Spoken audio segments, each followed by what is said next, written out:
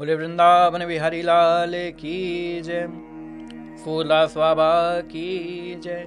नमः पार्वती पतये हर हर महादेव शंभु। आज भागवत का प्रथम दिवस है। भागवत के प्रथम दिवस में भगवान की महिमाओं के बारे में जानना होता है कि भगवान ने इस पृथ्वी लोक में कितनी अपनी महिमाएं रचाई हैं। भाई किसी के बारे में हमें जानना है तो पहले उसके महात्मा के बारे में जानना पड़ेगा। कोई हमारे घर में आया है, उससे अगर बातचीत नहीं करेंगे तो उसके बारे में पता नहीं चलेगा। इसी प्रकार श्रीमद् भागवत महापुराण है। भगवान को जानना है तो सबसे पहले भगवान की महिमाओं के बारे में जानना पड़ेगा। तो आइए श्रीधाम वृंदावन की ओर प्रवेश करते हुए अपने मुखार और विंद वाणी को शुद्ध करते हुए, पावन करते हुए भगवान के मंगलाचरण में चलते हैं। बोले वृंदावन बिहारी लाल की जय।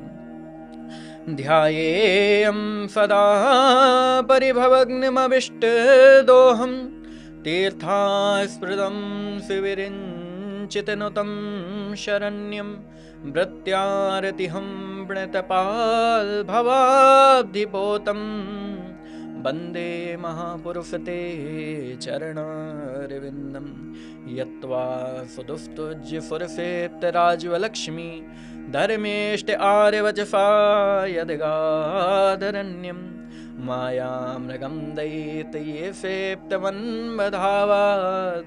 वन्दे महापुरुषते चरणारविन्दम्। बंसी विभूषितकरान्नवनीरधावा पीताम्बरादरुणबिम्बफलाधरोष्ठा पूर्णेन्दुसुन्दरमुखा दरविन्दनेत्रात् कृष्णात् परं किमपि तत्त्वमहं न जाने। नारायणं नमस्कृत्यं नरं चैव नरोत्तमं देवी सरस्वती व्यासं ततो जयमुदीरयेत्। अज्ञानतिमिराधस्य ज्ञानञ्जनशलाकया चक्षुरुन्मीलितं येन तस्मै श्रीगुरुवे नमः। गुरुर्ब्रह्मा गुरुर्विष्णु गुरुर्देवो महेश्वरा गुरुर्साक्षात् परं ब्रह्मा तस्मै श्रीगुरुवे नमः। अखण्डमण्डलाकारं व्याप्तं येन चराचरं तत्पदं दर्शितं येन तस्मै श्रीगुरुवे नमः। जय जय श्रीराधारमण जय जय नवल किशोर जय गोपी चितचोर प्रभु जय जय माखन चोर। बोले वृंदावन बिहारी लाल की जय। कृष्ण कन्हैया लाल की जय।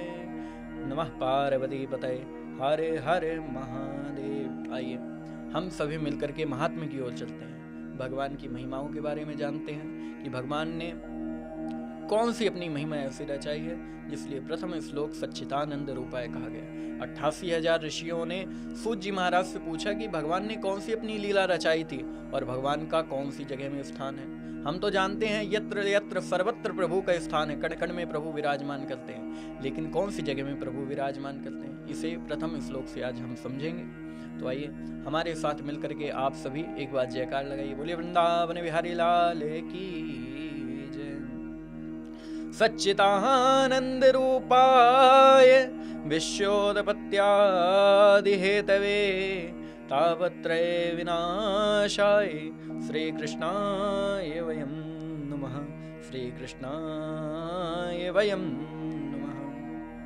88,000 ऋषियों ने श्री सूत जी से पूछा कि कौन सी जगह में प्रभु स्थान अपना करते हैं, रहते कहाँ हैं। भाई अगर कोई अपनी पुत्री का विवाह करने जाता है तो सबसे पहले उसका घर देखता है कि कौन सी जगह में रहता है।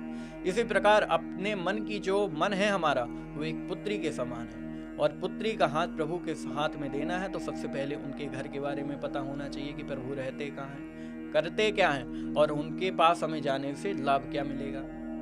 तो प्रथम श्लोक में बताया है सच्चिदानंद स्वरूपाय। सत घन चित घन आनंद घन।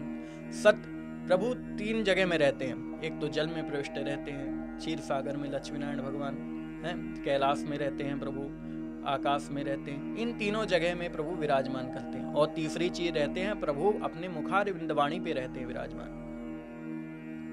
अपनी मुखारविंद वाणी पे प्रभु ऐसे विराजमान रहते हैं। अगर हम किसी को गलत बोलते हैं तो हमारे घर वाले कैसे सचेत कर देते हैं, तो गलत मत बोल, अपने लिए भी मत बोल, दूसरे के लिए भी मत बोल, क्या पता किसी वक्त सरस्वती माता विराजमान हो तो वो सत्य हो जाए।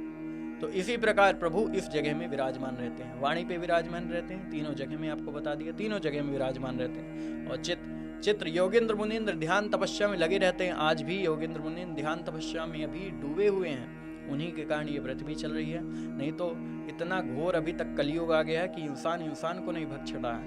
इस प्रकार प्रभु चित्त पे विराजमान करते हैं, ध्यान पे विराजमान करते हैं, एक आनंद पे विराजमान करते हैं। जब कोई अपना पुत्र बड़ा अच्छा सुयोग्य कार्य करता है तो माता पिता को कितनी प्रसन्नता होती है, और उसी प्रसन्नता पे भगवान प्रभु उसमें विराजमान करते हैं। तो इन जगहों पे प्रभु का स्थान है। और भगवान करते क्या है? विश्वोत्पत्त्यादि हेतवे, भगवान विश्व की उत्पत्ति करते हैं, पालन करते हैं, पोषण करते हैं और उनका उद्धार करते हैं। यही प्रभु का कार्य है। और उनके पास हमें जाने से क्या होता है? तापत्रय विनाशाय श्री कृष्णाय वयं नमः। दैहिक, दैविक, भौतिक ताप, ये 3 प्रकार के ताप होते हैं। देह का ताप होता है, कभी बुखार आ गई, खुजली इत्यादि, ये पीड़ा अनेक प्रकार की होती है, ये देह के ताप है। दैविक, भूत प्रेत इत्यादि इंसान को लग जाते हैं, ये दैविक ताप है। भौतिक ताप है कि आपके घर में कोई सांप बिच्छू इत्यादि घुस जाते हैं, तो उन चीजों से प्रभु हमें रक्षा करते हैं।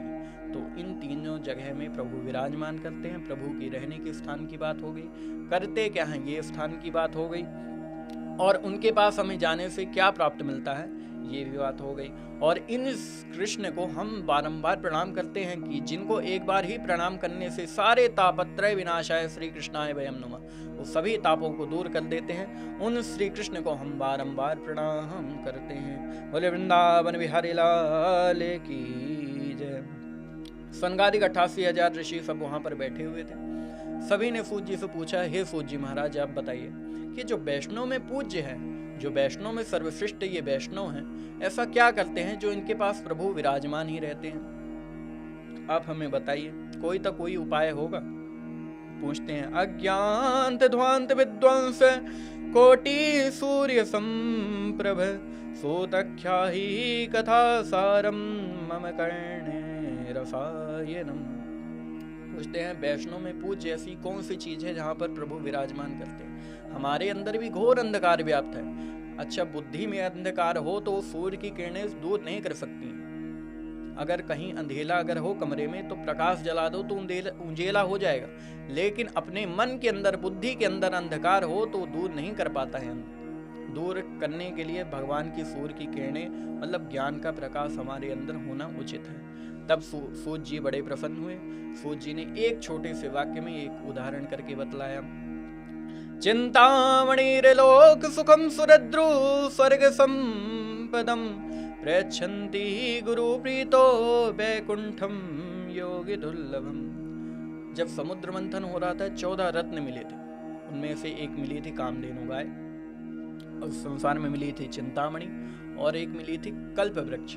कल्प वृक्ष इंद्र के पास है, चिंतामणि भी इंद्र के पास में, और जो एक कामधेनु गाय थी वो ऋषियों ने प्राप्त कर ली थी, जिसे एक बार दूध दुहा जाए और मन में कामना करी जाए कि हमें प्रभु ये चाहिए, तो वो सब ला करके वो कामधेनु गाय दे देती थी। और चिंतामणि, किसी भी चीज का चिंतन करो वो तुरंत प्राप्त हो जाएगी। जैसे आपको भी अगर चिंतामणि मिल जाए तो क्या मांगेंगे? संसार में घर मांगेंगे, अच्छा गाड़ी मांगेंगे, या फिर अन्य धन दौलत मांगेंगे इत्यादि, संसार की हर चीज दे देगी सिर्फ चिंतन करते ही। और वैसे ही कल्प वृक्ष है इंद्र के पास में, सिर्फ कल्प वृक्ष के नीचे बैठ के आपको कल्पना करना है, वो सारी चीजें आपको प्रदान कर देगा। तो अगर चिंतामणि और कल्प वृक्ष से, इनसे भी कहा जाए कि प्रभु को हमें प्रदान कर दो, कि प्रभु के पास हमें जाना है, तो ये कल्प वृक्ष और ये चिंतामणि जो चीज है एकदम निरस्त हो जाएगी। इनके पास अभी दिव्य शक्तियां हैं, ये संसारिक सुख को भोगने के लिए दिव्य शक्तियां हैं, वैसे सारी निरस्त हो जाएंगी। तो एक बार बोलिए वृंदावन बिहारी लाल की